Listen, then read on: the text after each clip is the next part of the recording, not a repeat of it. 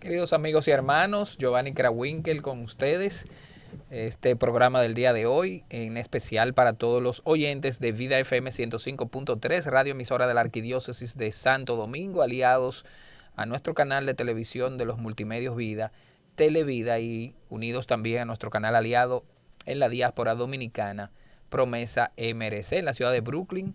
Así que todos ustedes que están ahí conectados, le damos formalmente la bienvenida en este programa especial que hacemos hoy y agradecemos que nos hayan dado acogida nueva vez en los estudios de la Red Nacional de Noticias RNN, donde nos encontramos en este momento. Porque el tema del día de hoy, ya sea que usted nos esté oyendo en la radio o viéndonos a través de cualquiera de estas plataformas digitales o en nuestro canal, es sobre un tema que el lunes 3 de agosto es tendencia en la República Dominicana, porque hoy comienza un nuevo proceso de vida según lo que rige la Constitución y las leyes, y nosotros pues no queremos desaprovechar estos espacios para nosotros formarnos, aprender, conocer qué está viviendo la República Dominicana con el Código Penal. Nadie puede vivir sin código, sin un código de ética, sin un código moral. Desde que nacemos tenemos un código de comportamiento moral ético que nos enseñan nuestros padres, que también lleva un código de control de comportamiento y, ¿por qué no?, de penalización, porque hacemos algo y nuestros padres nos dicen, si haces eso, estás de castigo. ¿Qué es ese castigo y cómo los padres sabemos en qué nivel hay que castigar según nuestro comportamiento? Eso se rige bajo un código familiar. Entonces, no podemos vivir como chivos sin ley. Yo me gustaría que ustedes googleen vivir como chivos sin ley para que van a decir que somos los dominicanos que hemos aprendido a vivir como chivos sin ley.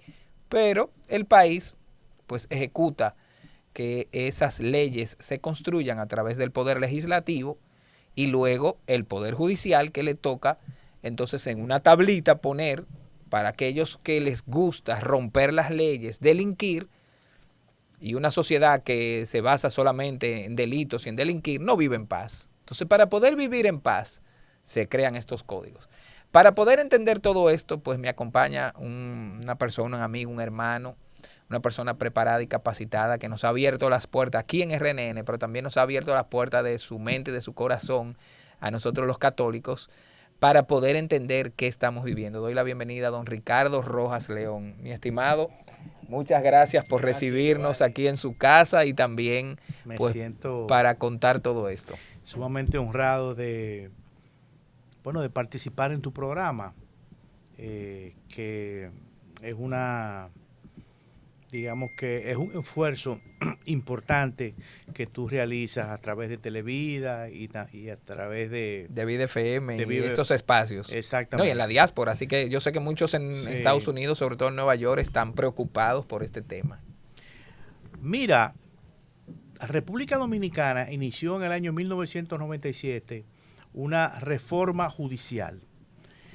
La reforma judicial se inicia con la designación de una nueva Suprema Corte de Justicia, que en ese momento encabezaba don Jorge Subero, y luego todo ese proceso se tradujo, digamos que, en una renovación de la plantilla judicial. Posteriormente se crearon las dos escuelas, la del Ministerio Público, la de la Judicatura, y en el año 2002 se aprobó un nuevo Código Procesal Penal, que en cierta forma implicó la adaptación a la República Dominicana del Código Iberoamericano Modelo Tipo, que rige en casi toda América Latina, con algunas, digamos que particularidades dependiendo del país. Y bueno, desde hacía años se venía discutiendo la necesidad de actualizar también el Código Penal. Espérese ahí, don Ricardo. Quiero que sepan que estoy hablando con un jurista, que aunque es el director actual de la Red Nacional de Noticias, nos conocimos en ese momento especial de la vida de fe católica del centenario de la coronación canónica de la Virgen, y a partir de ahí pues hicimos una amistad, pero ahí es que yo me entero que don Ricardo Rojas, además, como jurista, ha sido de los asesores principales de las comisiones de justicia del Congreso que prepararon este proyecto de ley que hoy, lunes 3, arranca en República Dominicana. Si usted nos oye después del lunes, pues estamos viviendo el momento del lunes. Don Ricardo, cuando me comentaba algunas cosas del Código Penal, ahí es que yo empiezo a preocuparme, pero ¿qué es lo que es Código Penal? Diferencia entre Código Procesal Penal, ¿qué tantos códigos? Y también quiero dejar claro que la propia Iglesia tiene su propio Código de Derecho Canónico, que es abundantísimo, enorme, que rige el aspecto legal y de comportamiento ético de la propia Iglesia Católica. O sea que sí sabemos de cómo se maneja un código.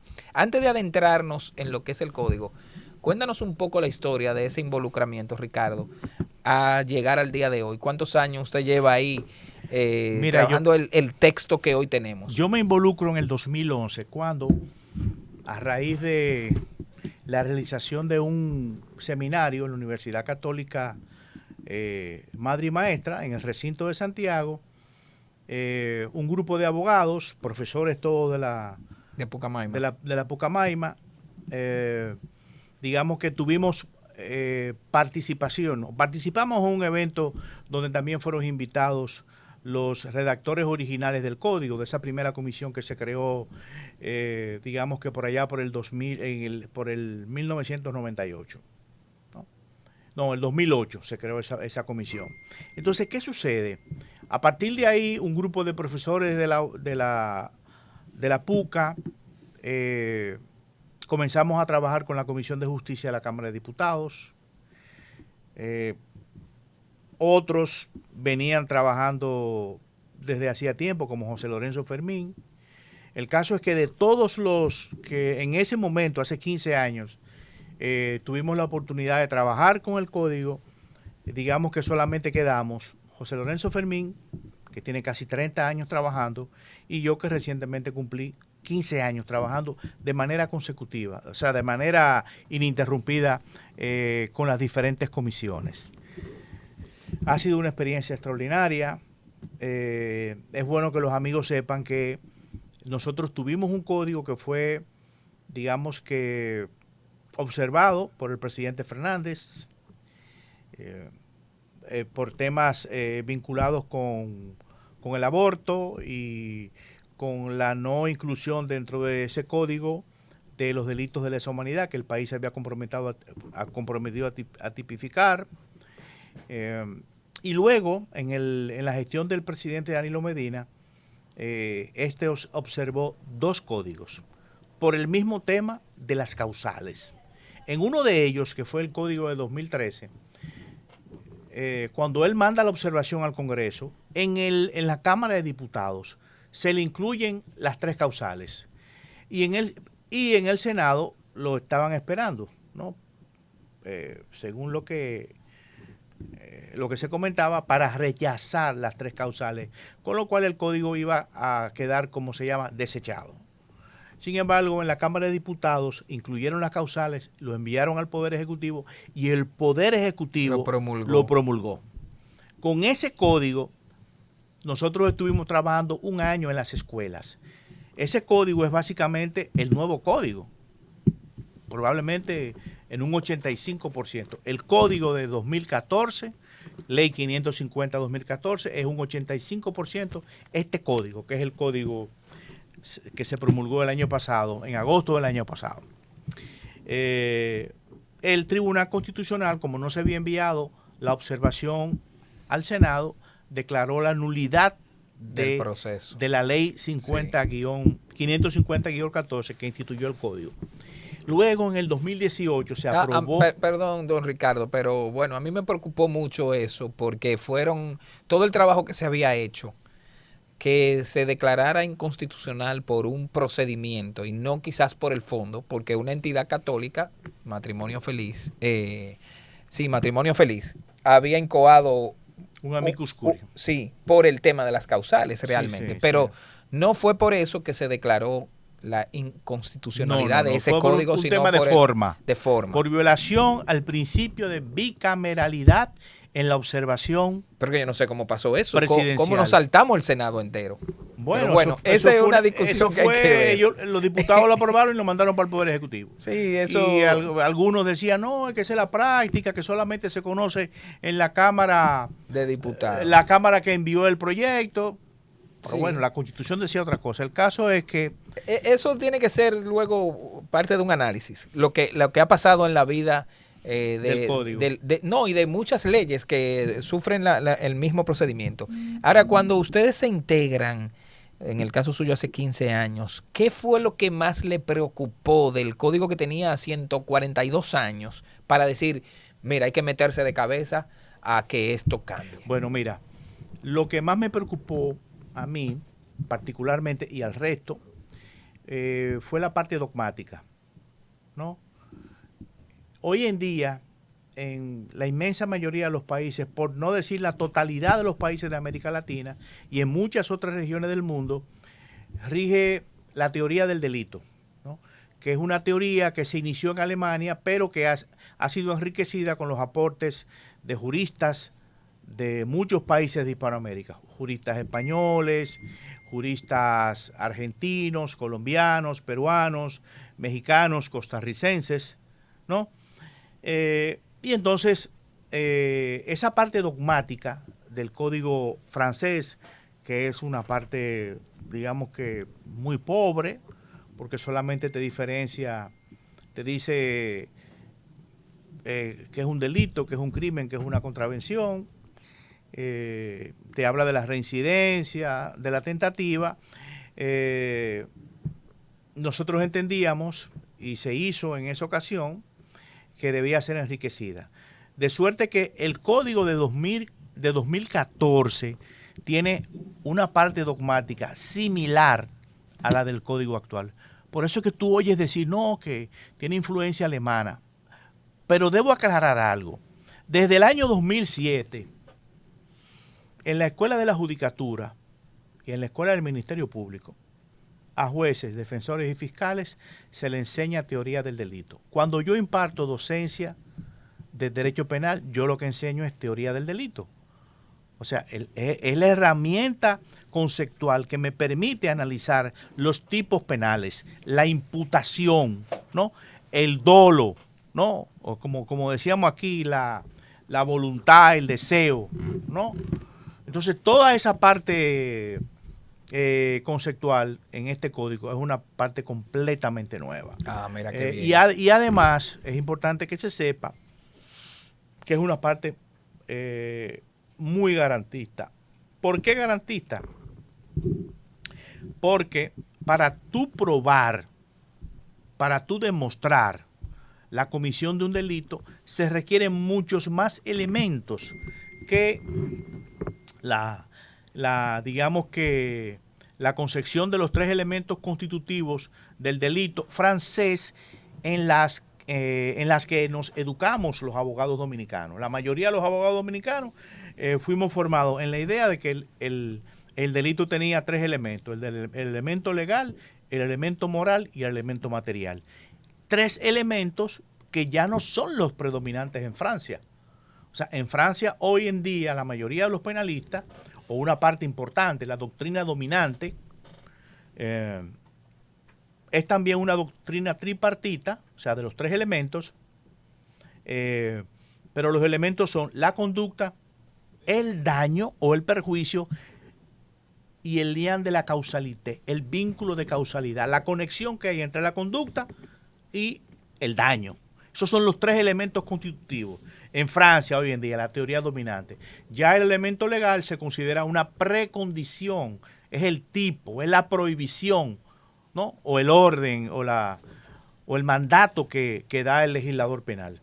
Entonces, es bueno que se sepa que también en el Código Procesal Penal del 2002 y en el nuevo código que se aprobó recientemente, el nuevo Código Procesal Penal, sí, también hay elementos de la teoría del delito. Que necesitamos diferenciar, porque la gente común confunde Código Procesal Penal con Código Penal. Eso seguiremos discutiéndolo y hablándolo luego. Entonces, después de ese código de 2014, vino el código de 2018, que también fue observado por el tema de las causales. Wow. Entonces, se envió la observación al Senado de la República. En el Senado de la República esa observación se cayó, el Senado lo rechazó y luego en la Cámara de Diputados no se pudieron poner de acuerdo y entonces ese código se desechó. De modo que de los 4 códigos que el Congreso ha aprobado en los últimos probablemente 20 años, el único código que ha sido promulgado por un presidente de la República es este código que entra ahora, que recién el año pasado, el 3 de agosto del año pasado, lo promulgó el presidente Luis Abinader. Hemos tenido 2 códigos en nuestra historia republicana. El código napoleónico que promulgó Lilis En 1884. 84. ¿No? Y este código, que es un código completamente moderno, es un código que responde a una dogmática mucho más garantista que esa dogmática francesa que en los últimos 40 años se debatía en si el delito tenía un solo elemento, si tenía 2, si tenía 3, si tenía 4. Y bueno, hay una serie de tipos penales que se han creado primero para cumplir compromisos internacionales: tortura, tratos crueles, inhumanos y degradantes, crímenes de guerra, para satisfacer reclamos de la población. Por ejemplo, el feminicidio. Algunos dicen, no, eso no es nuevo porque eso es el homicidio, pero de la mujer, y, lo que sea. Pero bueno, tenemos una regulación del feminicidio muy compleja. Yo particularmente, como hubiese preferido algo más sencillo. Nosotros en esa parte se copió de la legislación mexicana. En México ya se ha modificado. Pero bueno, el caso es que el feminicidio es un reclamo porque en el país hay definitivamente un alto índice de asesinatos de mujeres. Sí.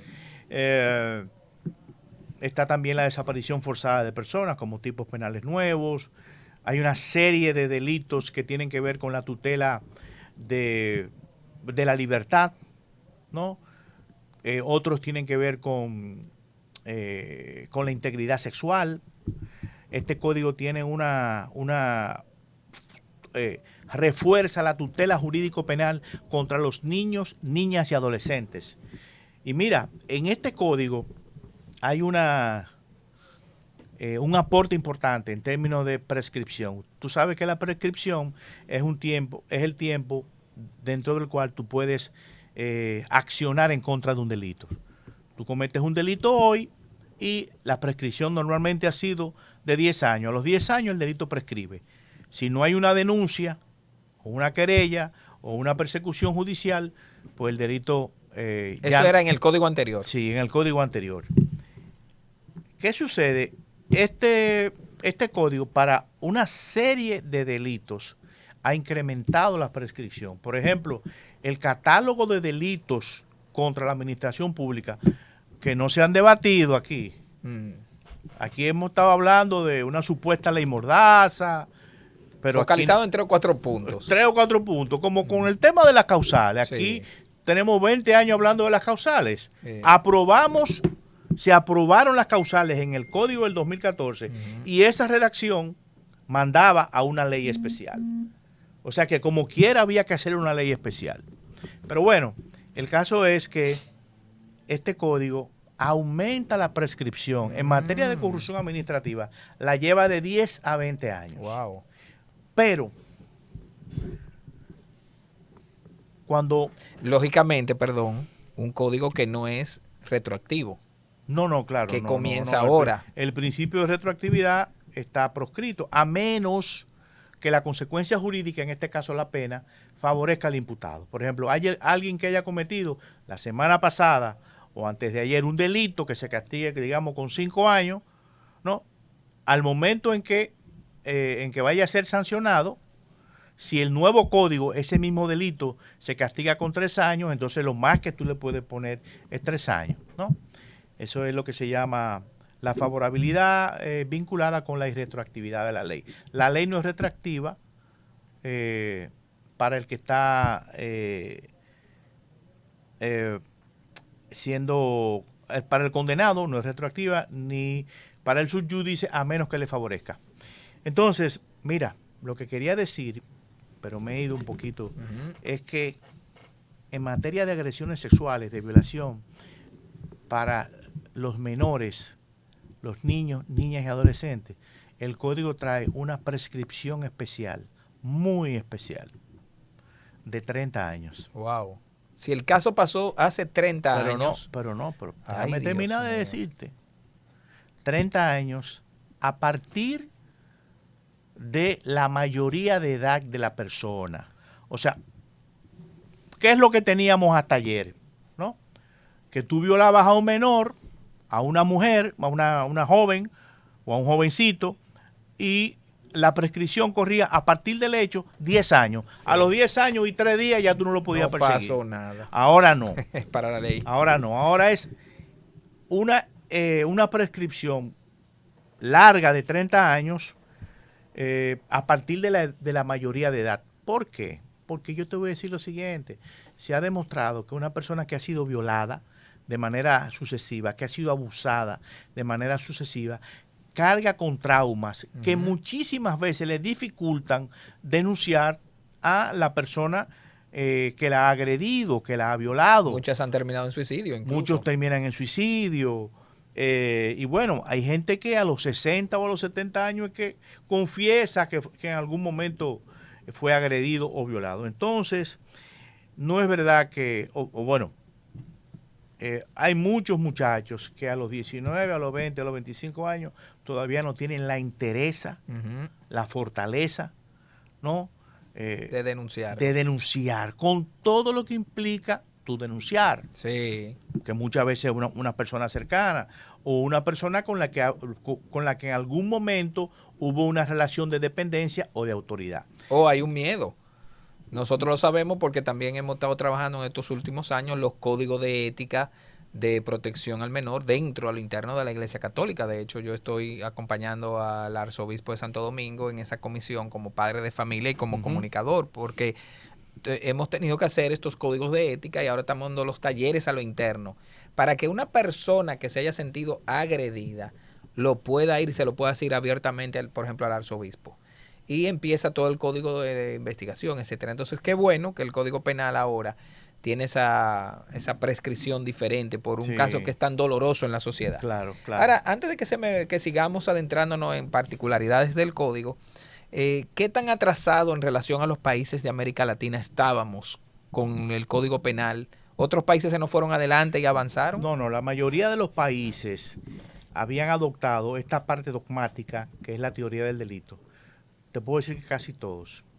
De hecho, en Colombia hay una jurisprudencia muy importante. En Chile, una gran jurisprudencia. En Argentina hay maestros del derecho penal. Aquí se lee y se han vendido muchas obras por ejemplo, de Eugenio Raúl Zaffaroni. Zaffaroni ha visitado la República Dominicana. Yo te puedo mencionar a Rusconi. Aquí estuvo asesorándonos hasta hace unos años David Baigún, que lamentablemente falleció. David Baigún fue un penalista argentino que fue el discípulo predilecto de Jiménez de Azúa, ¿no? Jiménez de Azúa fue un penalista español que a raíz de la guerra civil emigró a América Latina y terminó viviendo y falleció en Argentina, ¿no?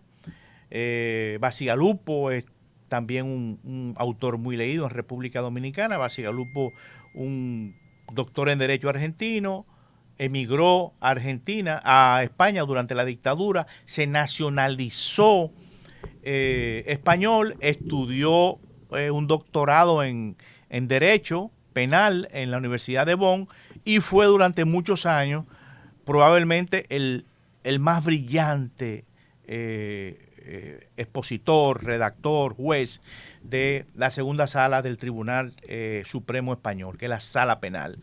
De modo que sí, estábamos atrasados, en esa parte estábamos atrasados, y además en el hecho de que había muchas infracciones o muchas conductas lesivas, tanto a la persona, a sus bienes, como a bienes, digamos que colectivos o individuales, que en República Dominicana no se castigaban. El código tiene, por ejemplo, castiga la estafa piramidal, ¿no? Que en República Dominicana surgen con frecuencia. Sí, le han sacado mucho dinero al propio pueblo. Por ejemplo, la intermediación financiera irregular, gente que capta, que presta, le da un interés al que le dé el dinero o al que le deposita o le facilita los recursos y le cobra un interés al que le presta. Eso es intermediación financiera. Wow. Entonces, usted no puede hacer eso. Miren, yo gracias a mi nuera Yamilet, que me manda, le dije, mándame el preámbulo de la ley, de esta ley, para nosotros poder entender qué es lo que empieza hoy, señores.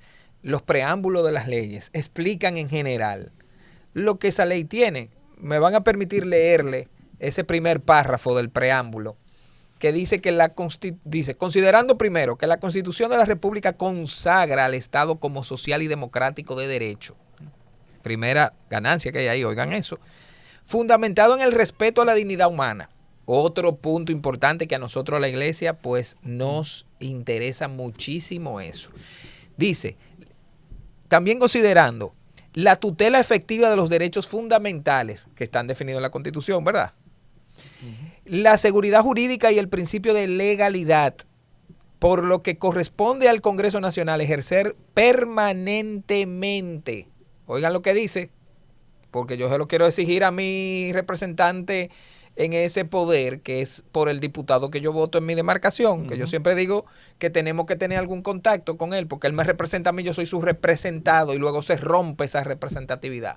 Y a mí ningún diputado ha venido a mi barrio a preguntarme qué yo creía del Código Penal, y él lo hizo a mi nombre. Entonces dice que es permanente, por lo que dice, su potestad legislativa para, oigan qué tiene que hacer, revisar, actualizar y perfeccionar las leyes cuando las circunstancias sociales, jurídicas o institucionales así lo demanden, procurando que el ordenamiento jurídico responda de manera efectiva a las necesidades de la población y al fortalecimiento del Estado de Derecho. Yo me lo encuentro genial, Sí, pero bueno, ojalá que se diera esto. Esa precisamente es la parte, digamos que introductoria de la ley 4426 que se promulgó la semana pasada, que modifica 43 normas del Código Penal, ¿no? Del promulgado en el 25. Del promulgado en el 25 que entra esta semana en vigencia. Yo pienso que ahí está dicho todo. O sea, el Estado social y democrático de derecho que nosotros estamos tratando de construir, ¿no? Implica que todos los poderes, pero en este caso el poder legislativo debe estar pendiente de lo que la gente piensa, de lo que la gente quiere, de lo que la gente reclama, ¿no? Y además modificar, mejorar las leyes que en función de las necesidades sociales, ¿no? Resulten digamos que inaplazable. Un código penal, y ahora lo conecto con la introducción que tú hacías, es un código en el que la sociedad ha decidido qué conductas son reprochables, qué conductas no se pueden pasar por alto. Y a esas conductas, dependiendo de su gravedad, dependiendo de los bienes jurídicos que lesiona, entonces a esa conducta se le impone una pena. Una pena que puede ser una restricción de la libertad ambulatoria, ¿no? Usted es apartado, porque al final la cárcel es un apartamiento. Para evitar que siga haciéndole daño a la sociedad. Exactamente. En la época antigua, usted cometía una falta en una tribu y a usted lo mandaban de aquel lado del río. Sí. O lo mataban, pero bueno, lo mandaban de aquel lado del río. Ahora no hay un río donde usted pueda mandar a una gente para apartarlo. No, usted lo que hace es que restringe su movilidad. Parcialmente, porque eso también tiene sus... Sí.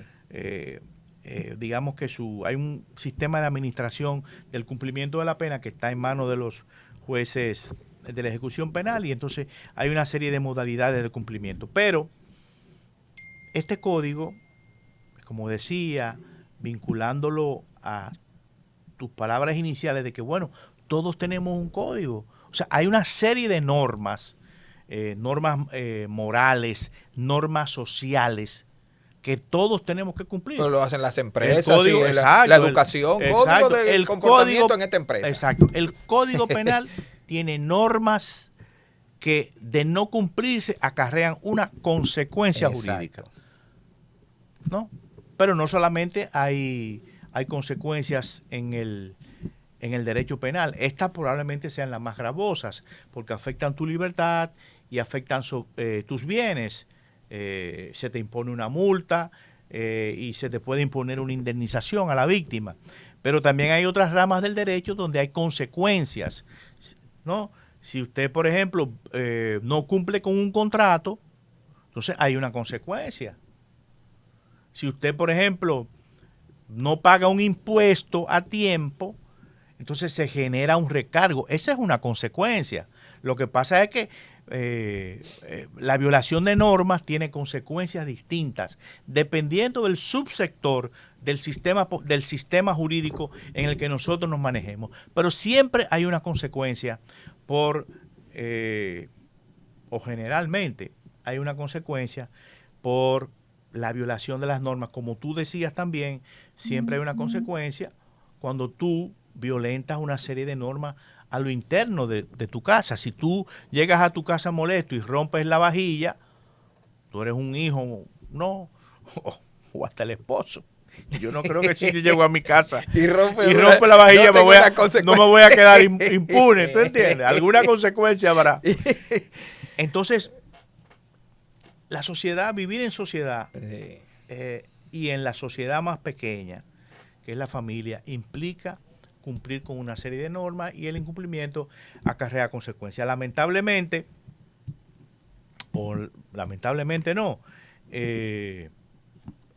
los países tienen que aplicar una serie de penas dependiendo de la gravedad de esas violaciones a la ley, ¿no? Esas lesiones a bienes jurídicos que se producen y bueno, como decía, en el ordenamiento jurídico dominicano, la consecuencia jurídica más gravosa es la restricción de la libertad ambulatoria. Hay países donde la consecuencia jurídica más gravosa es la pena de muerte, ¿no? Estados Unidos y muchas otras naciones.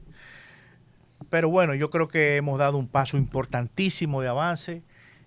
Yo lo que le exhorto a todo el que pueda leerse el Código Penal, léaselo poco a poco para que no le cuenten. Eso es para conocer el texto de la ley. Señores, estamos conversando con don Ricardo Rojas León, jurista de la República Dominicana, amigo y hermano, director de RNN, que nos acoge aquí. Estamos, para los que nos escuchan en la radio, en Vida FM, en el estudio, uno de los estudios de la Red Nacional de Noticias, haciendo lo que yo he llamado una comunión comunicacional. Así El es. Papa Francisco le llamó a todo ese proceso la sinodalidad, la búsqueda de que caminemos juntos. Y estamos aquí desde este medio, que aunque secular, pues lo dirige un exalumno salesiano también, un amigo, de verdad. Yo te agradezco la acogida que nos has dado, Ricardo. Y nosotros, señores, no podemos vivir como chivos sin ley, no. Miren, hay que intentar explicarlo desde lo llano, a ver si entendemos. Y el que pueda leerlo, por favor, y hoy en esta generación digital es muy fácil, google el texto del Código Penal, de la ley actual, no busque cosas anteriores. Por lo menos léalo para entender ahora todo lo que hay que seguir explicando. Hoy empezamos, pero realmente este código es el que va a regir a partir de hoy la vida y el accionar jurídico en la República Dominicana con los delitos. Nosotros sabemos, señores, que desde que el hombre fue creado, está la posibilidad del ser humano en su libertad de decidir hacer el bien o el mal. Dios nos creó para que hiciéramos el bien, pero el propio Dios en el código, en el código que son los 10 mandamientos, penalizó, y Jesucristo eso no lo quita. Fíjense que él dice: hay de los que atentan contra el Espíritu Santo, blasfemando al Espíritu Santo, eso no tienen perdón nunca. Hay de los que toquen un niño, más le valdría, dice Jesús, que le pongan una cadena en el cuello y lo tiren al mar con una piedra de molino. Miren, ahí hay una tabla. Hiciste esto, te toca esto. Exacto. En la misa decimos, por mi culpa, ¿por qué pecado de pensamiento, palabra o omisión? Entonces, el pecado, hacer lo malo, para los creyentes una acción mala es un pecado, pero a la vez para la sociedad se convierte en un delito, porque hay que regir esa normativa. Yo incluso tengo la curiosidad, Ricardo. Los jueces con un código de 140, ¿cuántos años? Y le viene un delito de delito bancario. ¿Cómo podían accionar cuando no tenían la figura del código no, actual? Porque mira qué es lo que sucede. Por ejemplo, el delito bancario está previsto, o algunos delitos bancarios están previstos en la ley monetaria y financiera. Ok. Pero el juez, al imponer una sanción, lo hace en base al Código Procesal Penal. Ah, ok. Ahí, ahora vamos a explicar la diferencia. En el Código Procesal Penal, que es el código que te permite, es el código que rige todo el proceso penal. Okay. Ahí están criterios para la determinación de la pena, ¿no? En este código también hay criterios para la determinación de la pena. Y entonces, cuando un juez impone una pena, tienen que tomar en consideración no solamente el daño que el imputado ha ocasionado, sino el daño que el imputado ha sufrido, el daño que la pena le va a imponer, va a implicar para la familia, ¿no? La situación personal, si la persona tiene alguna discapacidad, la situación de las cárceles. O sea que son muchos factores los que un juez toma en consideración para imponer una pena. En el sistema jurídico penal dominicano, como en la mayoría, el juez es el que impone la pena. Pero la impone en condiciones en las que muchas veces la pena que se dicta está por debajo de lo establecido en la ley, ¿no? Tomando en cuenta esos aspectos que decía hace un momento, ¿no? Los criterios para la determinación de la pena, que estaban establecidos en el Código Procesal Penal anterior y en el nuevo. ¿Esa pena es una guía? ¿Él la puede reducir, la puede aumentar o tiene hasta ese tope? Bueno, el juez no puede aumentar la pena. Ok. Bueno, hay varios criterios. Primero, el juez no puede imponer una pena superior a la que el fiscal pida, ¿no? Si el fiscal pide 15 años, el juez no puede poner 20. Ok. ¿No? Porque tenemos un principio que es el principio de justicia rogada.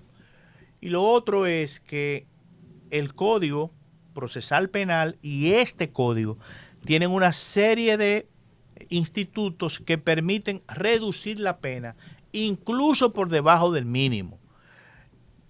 Te voy a decir más. En nuestro sistema, cuando un juez impone una pena que está por debajo de los 5 años, el juez puede pronunciar lo que se llama la suspensión condicional de la pena. Entonces el juez puede decir: fulano, usted cometió tal delito, yo lo voy a condenar a 3 años, pero esa pena está suspendida. Váyase para su casa, usted no puede viajar, usted no puede portar armas de fuego, que son penas accesorias, ¿no? Sanciones accesorias. Entonces, ¿qué te digo? El código trae algunos tipos con penas aumentadas, pero es bueno que sepamos que las penas que establece el código son una propuesta, ¿no?, del legislador al juez. ¿no? O sea, no es una imposición. Cuando el código dice que por ejemplo, un feminicidio se castiga entre 30 y 40 años, dependiendo de las circunstancias, ¿no? El juez puede decir, bueno, yo te voy a poner 25 años, porque el juez tiene que analizar, ¿no? Lo que sufre el imputado. Imagínate que un imputado queme su vivienda, que muera la mujer, y que él sufra heridas que lo inhabiliten y que lo dejen en una silla de ruedas. Aunque el código dice que el feminicidio se castiga con 20 a 30 años, a una persona que ha quedado inhabilitada, es muy probable que un juez no le imponga la pena que establece el código, sino una pena menor. ¿Entiendes? O sea, y hago toda esta aclaración porque uno de los temas que se le han cuestionado al código es que al nosotros asumir el cúmulo de penas, el código establece que la pena máxima por el cúmulo de infracciones muy graves no puede pasar de 60 años. Y voy a explicarlo brevemente. En el código anterior, en el código de Lilis y Napoleón, de 1884, usted, por ejemplo, cometía 4 homicidios, usted mataba a 4 gente y el juez solamente podía imponerle una pena, en este caso 30 años. Entonces, el sistema ha cambiado. Si usted ahora golpea y roba a una persona, entonces, ¿qué hace el juez? Que el juez le impone una pena por golpear, ¿no? Y por robar. Eso es lo que se llama el cúmulo de penas. Entonces el juez dirá, bueno, el robo va de 2 a 5, te pongo 3. Y el golpear al otro te voy a poner 1 año. Ok. Entonces el código dice que en caso de delitos muy graves, la pena no puede superar los 60 años. Los que cuestionan al código dicen, ¿usted se imagina una persona de 20 años que lo condenen a 60 años? Sale al 80. Sale al 80, lo cual no es cierto, porque nosotros tenemos en nuestro sistema lo que se llama la libertad condicional, que opera a partir de la mitad del cumplimiento de la pena. Pero además de eso, los jueces de ejecución penal pueden ordenar en cualquier momento una variación de la modalidad de cumplimiento de la pena. O sea, un juez puede decir hoy en día, fulano, usted tiene 5 años preso, los otros 5 años usted lo va a pasar en su casa. Pero bien. Según una, un análisis de exacto, comportamiento, ¿no? Por el comportamiento, una serie de factores, ¿no? Tampoco es arbitrario. Pero ¿qué sucede? Bueno, sí, 60 años es mucho. No deja de seguir siendo una propuesta del legislador, ¿no? Pero vamos a verlo ex ante, porque 60 años mucho, eso es ex post. Vamos a verlo ex ante. Un tipo que llega a una casa, mata a la ex esposa, mata a la suegra, mata a una hermana y mata 1 o 2 vecinas. Y hasta hijos. Y mata a sus hijos. Y bueno, mata a un niño. Sí. ¿Cuánto es la pena que usted le impondría a una persona así? Razonablemente. Entonces, yo estoy respondiendo con un ejemplo así. O con otro ejemplo, un tipo que, digamos que lanza una bomba a una discoteca o provoca un incendio en una discoteca y mueren 40 personas. ¿Cuánto usted le va a imponer? ¿Le va a imponer 30? ¿Le va a imponer 40? Si mueren 20 personas. O sea, ahí hay un concurso de infracciones porque cada muerte se castiga con una pena. Imagínense que mueran 100 personas. Ahí hay 100 delitos distintos. Esos 100 delitos, usted lo más que le puede poner son 60. O sea que por cada homicidio, por cada asesinato, porque estamos hablando de algo planificado, usted va a pagar menos de 1 año por cada asesinato. Estoy poniendo un ejemplo. Sí, si no fuéramos a la matemática. Sí, estoy poniendo un ejemplo arbitrario. Así. Como tan arbitrario es el argumento que se esgrime para cuestionar el código, planteando que imagínese usted que un joven de 20 años sea condenado a 60 años. Para que alguien sea condenado a 60 años, tiene que cometer varios delitos graves, ¿no? Y entonces es cierto que una persona, todos tenemos derecho a resocializarnos, a cambiar. La Constitución establece que la pena debe estar orientada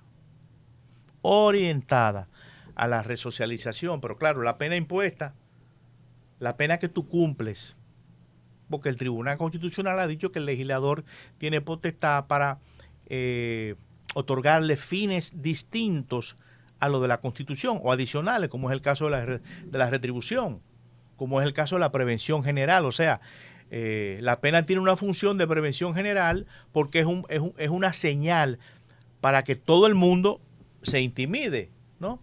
Y también de prevención especial, en este caso, para que la persona no vuelva a delinquir. Esas son las finalidades de la pena, en adición a las que establece la Constitución, que es la resocialización y la rehabilitación del condenado.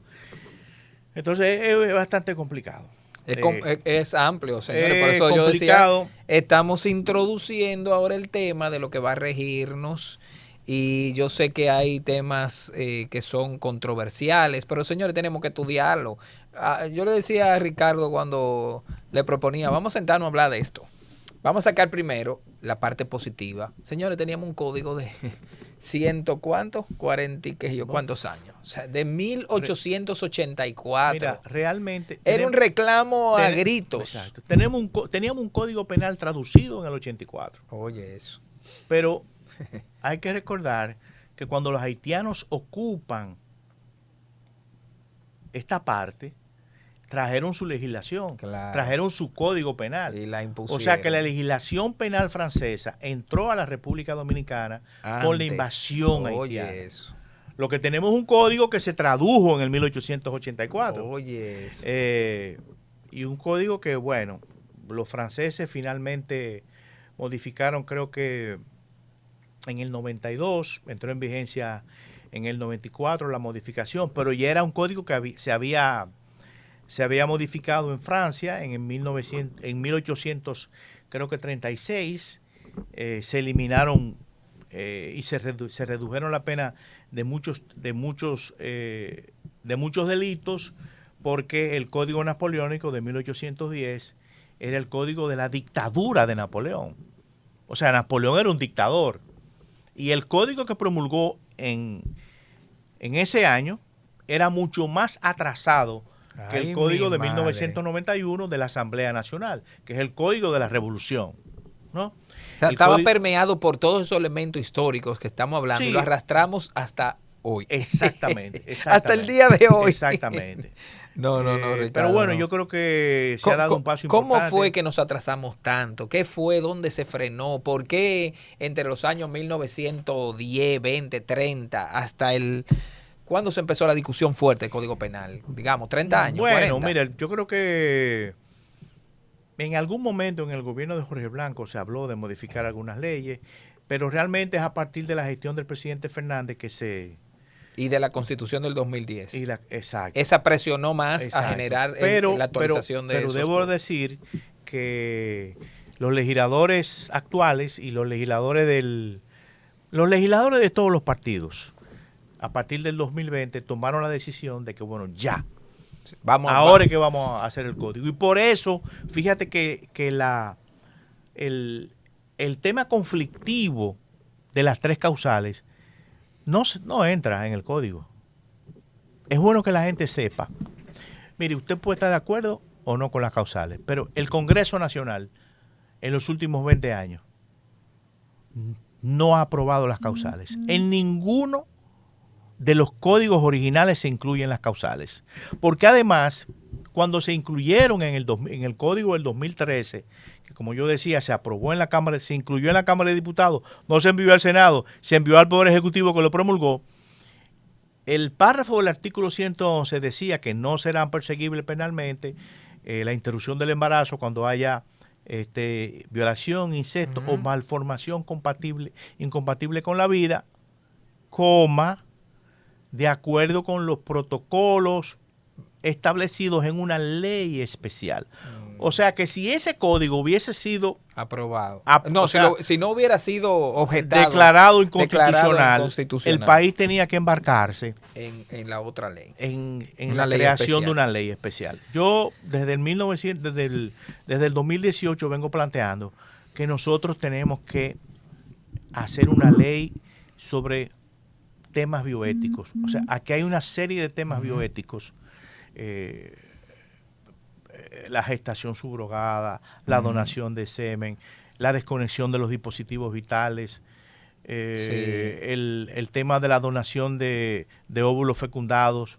Wow, y muchos otros es un temazo pendiente que no están regulados, ¿te entiendes? Lo que llaman ahora el derecho a una muerte digna, nada de eso está regulado. Entonces, en el contexto de eso, de una ley de esa naturaleza, pudiera perfectamente uno discutir el tema de algunas de las causales adicionales. En estos últimos minutos, y reitero el agradecimiento, don Ricardo, a Red Nacional de Noticias, que nos ha abierto la puerta, y a todos nuestros oyentes y televidentes.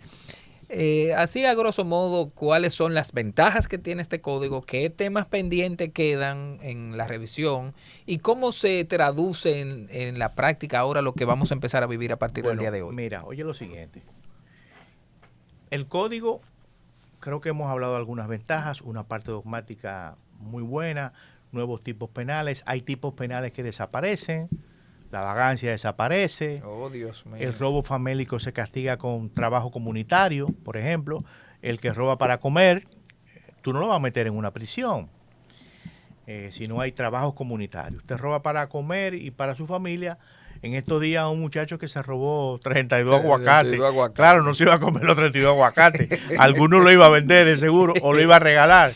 Vi que le pusieron lo mandaron a prisión. Pero bueno, este nuevo código, que ya se conoce un elevadísimo porcentaje, porque en un 80-85% es el código del 2014, que como yo dije fue discutido en las escuelas. Pero este código plantea muchos retos para el sistema de justicia, ¿no? La parte dogmática se conoce porque, bueno, los jueces, fiscales y defensores públicos se forman en teoría del delito, pero esto lógicamente va a obligar a los fiscales, digamos que a ser mucho más precisos en las acusaciones, buscar más pruebas. Si tú vas a probar 5 infracciones, que alguien cometa 3 delitos, ¿no? Tú vas a tener que probar cada delito. Actualmente no, actualmente tú probabas uno con muchas pruebas y los otros quedaban un poco flojos, pero el juez generalmente, y como solamente es una pena por todos, entonces generalmente se imponía la pena mayor. Entonces hay muchos retos que el código va a plantear para el sistema de justicia y también para el país. Es un tema cultural. Nosotros vamos a tener que aprender de nuevo Código Penal. Yo creo que la fiebre... hay gente tira en la calle por el tema de la ley Mordaza, por ejemplo, y que dicen por aquí, que dicen por allí. Yo creo que tenemos que aclarar un poco y leer los textos que dicen ahí también, para conocer en su momento. La ley Mordaza es una etiqueta que se le puso a un proyecto de regulación de los medios de comunicación que se presentó, creo que el año pasado o el antepasado, lo presentó una senadora. Implicaba también el remozamiento institucional de la Comisión Nacional de Espectáculos Públicos, pero el escándalo que se armó fue tan grande que bueno, se dejó a un lado. Y ahora, en ocasión de la entrada en vigencia del código, se volvió a poner en el tapete. Se puso de nuevo en el tapete. Yo creo que la modificación que se ha introducido en la ley 4426 es buena, fortalece la libertad de expresión porque deja claramente que no se considerarán ni difamatorio ni injurioso las críticas a los funcionarios y las denuncias las denuncias de corrupción, además de que deben tener algún tipo de fundamento, por lo menos deben evidenciar que se hizo alguna diligencia ¿no? Que no ha sido que alguien me dijo, Claro. sino que se hizo alguna Yo vi que diligencia. publicó fulano, entonces yo digo, todo tiene que ser regulado. Nada, don Ricardo, agradecerle reiteradamente en nombre de nuestra dirección, el padre Kennedy.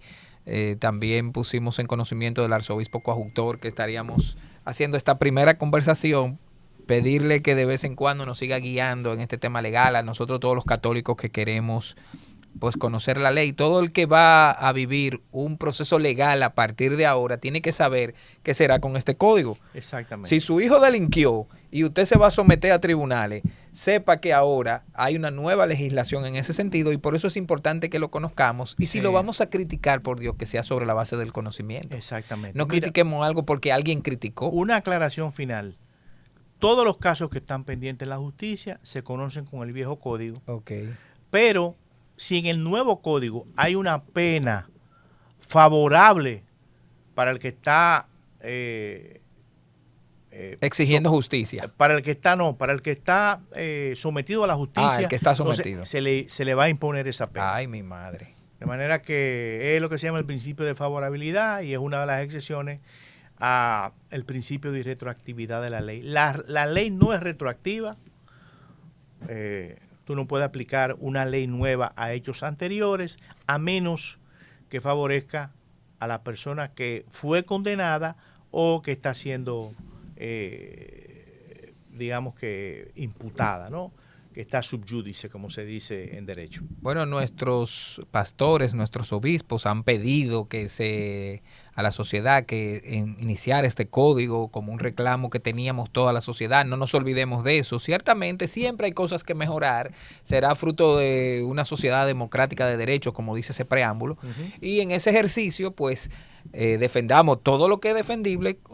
Ahora sumamos primero esa parte de que salimos del retraso judicial que teníamos y era una tarea pendiente de este país, a luego buscar esos y critiquemos acápites. Lo que entendamos pero con base, que hay que mejorar, con porque base. Todo código, cualquier ley puede ser mejorable, claro. ¿no?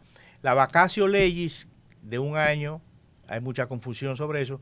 Las vacatio legis se hacen para que la gente conozca el código, o la norma que sea, no para modificarla. Bueno, quizá en comunicación no hicimos mucho esa tarea. Exacto. Y pasó el año y nosotros debimos haber hecho programas como estos. Exactamente, para explicarlo. Pero vendrán. Les agradezco a todos los que están en sintonía y en cualquiera de los medios, ya sea digitales, tanto en Televida, Promesa MRC en la ciudad de Nueva York, y nuestros queridos navega oyentes de Vida FM 105.3. Don Ricardo, agradecerle nueva vez y a todo su equipo técnico. Y sigamos en este ejercicio comunicacional de formación y de información. Don Ricardo Rojas León y Giovanni Krawin, que han estado aquí con ustedes. Bendiciones para todos. Comparte este contenido donde usted lo vea para que otros que no tengan el conocimiento lo puedan tener y que el Señor pues a todos nos bendiga. Gracias, don Ricardo.